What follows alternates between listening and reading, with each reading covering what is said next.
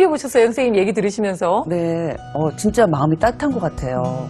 근데 이제 보통 대부분의 부모님들이요, 아이들이 마술에 관심을 갖고 있다고 그러면, 아, 그거에서 어떻게 밥 먹고 살겠어? 이런 맞아요. 생각을 네, 하세요. 사실 그런 생각합니다. 네. 그래서 아이의 관심을 다른 데로 돌리려고 하시거든요.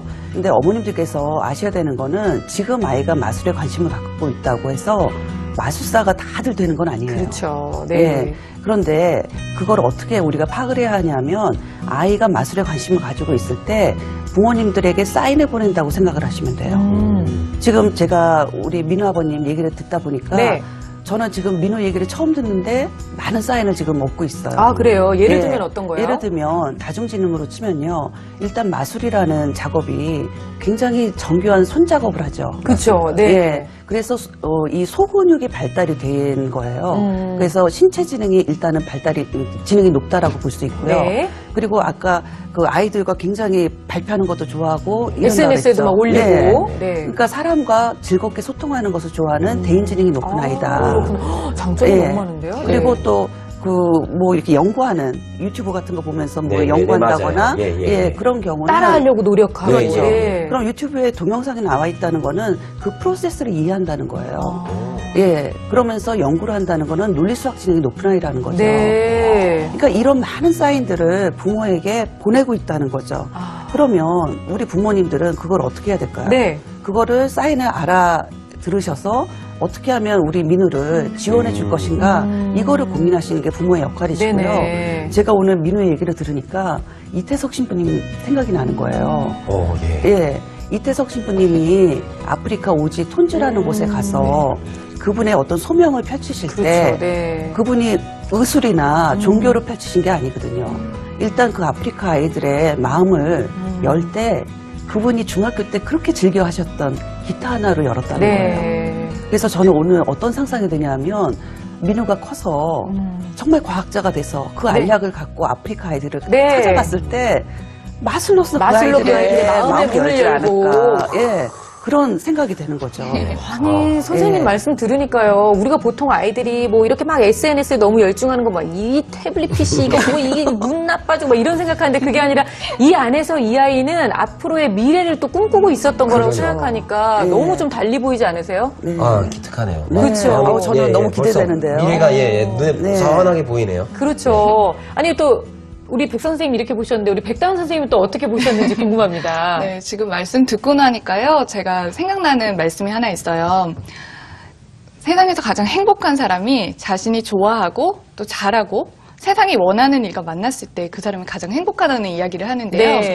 지금 이 사례에서도 그렇고 부모님들께서도 재능에 대해서 생각하실 때 이 재능만 뚝 떼놓고 생각하시지 않았으면 좋겠다라는 생각이 들어요. 예를 들어서 음악적인 재능이 굉장히 특출나서 콩쿠르에서 좋은 성적을 거둔다고 해도 또 기계적으로 수학 문제를 굉장히 잘 푸는 수학 영재라고 한다면 사실 그런 아이들의 행복과는 좀 거리가 멀어지게 되잖아요. 그런 면에서 이제 재능과 아이의 행복 모든 것들이 이렇게 같이 생각을 할 수 있는 그런 부분들이 필요하겠다라는 생각이 들었고요. 또 재능이라는 것에 대한 정의도 요즘은 좀 더 폭넓어져야 되겠다라는 생각이 들었어요. 저는 이제 장래의 먼 일뿐만 아니라 지금 당장 아이들이 할 수 있는 희망을 실천하고 있는 그런 국내외 아이들의 사례를 이렇게 모으고 있는데요. 그 중에서 굉장히 인상 깊었던 아이 한 명이 자동차 광인 거예요. 그래서 자동차의 뭐 부품이라든지 아니면은 앞부분만 보더라도 이 자동차 이름을 금방 캐치할 정도로. 그런데 그 아이의 능력이 어디에 쓰였냐면요. 그 전문 그 뺑소니 전담반에서도 해결하지 못했던 문제를 이 아이가 그 깜깜한 그 카메라 속에 있는 그 장면을 보고도 그 이 차는 무슨 차, 무슨 모델입니다. 이렇게 바로 발견을 한 거예요. 맞아요. 있었잖아요. 그래서 경찰서에서 표창장을 받기도 했었고 심지어 해외 유명한 자동차 모델까지도 그런 브랜드 모델까지 될 정도로 굉장히 요즘은 진로를 펼칠 수 있는 방법도 다양해지고 또 이런 아이의 재능들이 굉장히 그동안은 우리가 뭐 예술, 과학 이런 분야에만 치중을 했다면 이런 것들도 충분히 재능이 될 수 있다는 부분에 대해서 말씀을 드리고 싶네요. 아니 근데 이 두분 선생님 말씀만 들으니까요. 아이들이 이런 말씀을 들으면 얼마나 내가 이해받는다는 생각이 들어서 더 잘하고 싶을 생각이 들을 것 같아요. 그러니까 부모들의 그 자세 자체가 우리 두 분의 백 선생님들처럼 이렇게 바라봐주면 내 아이가 잘 못하던 아이도 정말 잘하는 아이로 보일 것 같은 생각이 들거든요. 근데 우리 강성진 씨 같은 경우는 아이들의 재능을 찾는 데 있어서 뭐가 제일 중요하고 뭐가 필요하다고 좀 보시나요? 어떤 방법으로 아이들의 재능을 딱 봐야 된다고 보시는지. 일단 부모님의 관찰력이 제일 중요할 것 같아요. 이제 아이의 사소한 행동까지 이렇게 뭐를 좋아할까, 뭐 할 때 행복해하고 뭐 할 때 애가 가장 좋아하고 있는가를 관찰하는 그 관찰력이 그렇죠. 중요한 것 같고요. 그 관찰 안에서 민감성, 그러니까 얘가 아주 사소한 거지만 그걸 놓치지 않는 민감성. 그다음에 제일 중요한 건 그렇게 관찰하려면은요. 부모님의 시간을 조금 양보를 해야 돼요. 그렇죠. 희생해야 네. 되고 아이들한테 시간을 많이 투자를 해야 됩니다. 그러니까 그 시간까지. 아니 그러니까 이미 또 마술, 과학자 이런 것도 연결이 또 되셨던 거죠. 네, 저희도 이제 시간을 좀 많이 들여서 아이들을 지켜봐야 되는데 그러지 못할 경우 그리고 때로는 아이가 그런 걸 많이 표출하지 않을 경우 요즘은 아이들의 진로나 적성을 따질 때 다중지능 검사라는 거를 많이 시키더라고요. 학교에서도 하는 걸 봤는데 네네. 이게 정말 도움이 되는 건지 궁금해요, 선생님. 네. 다중지능 검사를 이게 아이들의 그 재능을 발견하고 싶은 부모님들께 좀 추천을 드리고 싶은데요. 이 다중지능은 IQ가 20세기의 지능관이었다면 21세기는 다중지능의 시대가 될 것이라고 그렇군요. 합니다. 네. 예. 그런데 이 하워드 가드너가 그 다중지능을 만들었는데요. 그 다중지능을 만들면서 이런 생각을 했다고 합니다. 자기가 공부를 잘할 때는 지능이 높다고 하는데 자기가 피아노를 굉장히 잘 쳤대요. 가드너 박사가. 네. 그런데 피아노를 칠 때는 너 재능이 높구나. 그러니까 재능이 있구나. 네, 이런 식으로 지능이 아니라. 그렇죠. 네. 재능이라고 하더라는 거예요. 그래서 본인이 생각하기에 자기가 이 피아노를 치는 것도 지능이라고 생각하는데 왜 그럴까? 그렇죠. 네. 그래서 이제 연구를 하시다가 그 우리가 일상적으로 재능이라고 치는 예체능이라든지 네. 아니면 사람과의 관련된 어떤 능력을 그렇죠. 지능으로 편입을 한 그것도 거죠. 지능이다. 예. 근데 이제 이 가드너 박사는 검사보다 약간 관찰에 무게를 더 두고 있어요.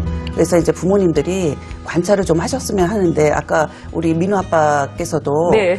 그 민감성을 갖고 관찰하는 게 굉장히 중요하다고 그랬잖아요. 굉장히 전문가적인 표현을 막 정말 쓰셨어요. 고수아빠. 깜짝 놀랐어요. 저 잘하고 있는 거군요, 제가. 잘하고 계시는 거예요. 저 깜짝 놀랐어요, 진짜. 예. 그런데 거기에 살짝 이제 뭐 하나가 부족하냐면 다중지능을 알기 위해서는 약간 이론 공부를 하시는 게 예, 그게 필요해요. 네네. 그리고 이제 어머님들이 우리 아이 재능이 하나라고 생각하는 거에서 조금 생각을 달리하셔서 지능이 여러 가지라는 그럴 생각을 수도 좀 있죠. 하셔야 돼요. 네네. 다중지능 검사를 하다 보면 프로파일이 2개가 나옵니다. 그러니까 레이저 프로파일이라는 게 있는데요. 그거는 8가지 지능 중에서 한두 가지가 굉장히 높고 그리고 나머지는 낮은 이런 지능 프로파일을 가진 아이거든요. 네. 이런 아이들은 주머니에 송곳과도 같아서 부모님이 그 아이의 지능을 발견하기도 쉽고 그렇죠. 그리고 네. 그 아이의 지능을 개발시켜주기도 굉장히 쉬워요. 왜냐하면 음악 지능이 높다고 하면 우리가 예중이나 예고나 음악대학을 진학을 할 수 있는 그 진로 로드맵이 이미 마련돼 있거든요. 그렇죠. 네. 그런데 이제 문제는 서치라이트형입니다. 서치라이트. 서치라이트. 이 서치라이트형은 지능이 한 3개에서 5가지가 높거든요.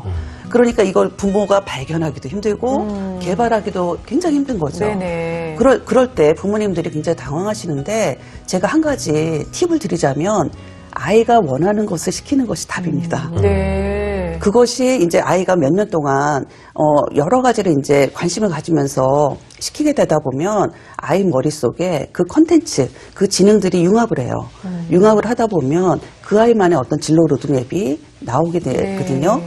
그게 21세기는 가장 중요한 방법이라고 생각이 듭니다. 그러니까 우리가 흔히 생각하면 지금 말씀하신 레이저 프로파일 같은 경우에 눈에 확 띄니까 얘가 뭘 그렇죠. 잘하는구나 이렇게 알 수 있는데 서치라이트 같은 경우에는 골고루 잘하니까 이거를 부모가 생각할 땐 쟤는 특별히 잘하는 게 없어. 그렇게 비치죠. 이렇게 평가절하할 수도 있다는 생각이 들어서 네. 부모님들이 더 바짝 신경을 쓰셔야 될 것 같아요. 네. 근데 지금 질문도 많이 올라오고 있는데요. 그중에서 그 Q&A를 통해서 올라온 질문 중에 재능 찾는 방법이 궁금하다고 올려주신 질문 중에 하나가 있어요. 네. 보라마람님께서 올려주셨는데 우리 민우 아버님께서 좀 읽어주시겠습니까? 네. 네. 다 비슷비슷해요. 9살인데요. 이것저것 시켜보고 있는데 다 비슷비슷하게 해요. 아이의 재능 어떻게 발견해야 되나요? 네. 그러니까 지금 말씀해 주셨던 서치라이트 프로파일의 경우인 거예요. 그렇죠. 다 비슷비슷하게 잘하니까 특별히 잘하는 게 없어요. 이게 고민이신 네. 거죠. 연령별로 저희가 좀 이렇게 지켜볼 수 있는 방법이 좀 있나요? 그렇죠. 아이들이 이제 발달이 좀 다르다 보니까 유아기와 초등기와 중고등기로 좀 나눠서 설명을 해드릴 텐데요. 유아기 때는 사실은 그 다중지능을 발견하기 가장 쉬운 나이입니다. 오, 정말요? 예. 왜냐하면 아이들이 주로 이때 하는 게 놀이지 않습니까? 네. 근데 놀이는요, 아이들이 좋아하는 것만 하지 싫어하는 건 안 해요. 네. 그러면 그때 강점 지능이 가장 극명하게 드러난다는 거죠. 그런데 이제 그때 놀 때 어떻게 노는가가 관찰해야 되는 어머님들의 부분인 거죠. 그러니까 예를 들면 블록과 같은 거를 갖고 논다 했을 네. 때 블록은 사실은 논리수학 지능하고 굉장히 연관성이 높은 장난감인데요. 그러나 그것을 어떻게 갖고 노느냐.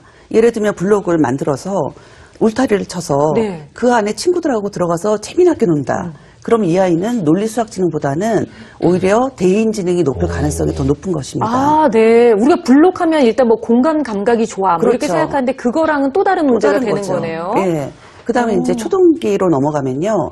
초등기 아이들은 주로 책을 많이 보는데, 네. 주로 선택을 하죠. 유아기 때는 이제 엄마들이 선택을 해주시지만, 그래서 이것도 하나의 굉장히 훌륭한 엄마들의 관찰 도구가 된다는 거예요. 그러니까 아이들이 어떤 책을 읽느냐를 알아볼 수 있는 거를 우리가 독서 이력이라고 그래요. 네. 이 독서 이력을 활용해서 내 아이의 강점 지능이라든지 아니면 학과 선택, 아니면 직업 선택까지도 가능하다는 거죠. 네. 그렇겠네요, 진짜로. 뭐, 아이가 요리에 집중을 하는지, 아니면 뭘 만들기 책을 더 많이 보는지, 그렇죠. 아니면 감성적인 책을 많이 보는지, 요거에 따라서 좀 다를 수 있는 거라는 거죠.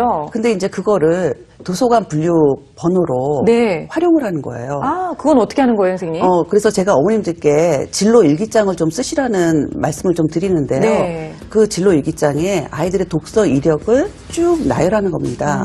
그런데 그냥 제목을 나열하는 것이 아니라요. 독서 분류표를 이용하는 거예요. 그러니까 독서 분류표에 뭐 000서부터 900까지 있는데 네. 그중에서 여기 보시면 아, 이건 다 공통적으로 있는 분류 번호인 거죠? 네. 전 세계 공통입니다. 아, 전 세계 공통입니다, 네. 여러분. 네. 그러면 300을 많이 읽는다. 그러면 우리 아이는 대인지능이 높겠죠. 오. 그럼 대인지능이 높으면 관련 학과는 사회학과나 심리학과, 주로 사람과 상대하는 그런 과를 네. 선택한다는 거죠. 그러면 바로 직업은 그 안에서 이제 좀 선택을 하면 되니까 굉장히 그 선택의 폭이 좁아지는 거겠죠. 예, 이런 팁들을 이제 활용하시면 되겠고요. 네네. 그 다음에 이제 중고등학교로 가면, 이 독서 이력 외에 학과 성적이 굉장히 중요합니다. 그래서 학과 성적을 좀 보시고요. 아이들의 수상 실적이라든지 아니면 아이들의 이 나이쯤 되면 소지품에 굉장히 꽂혀 있어요.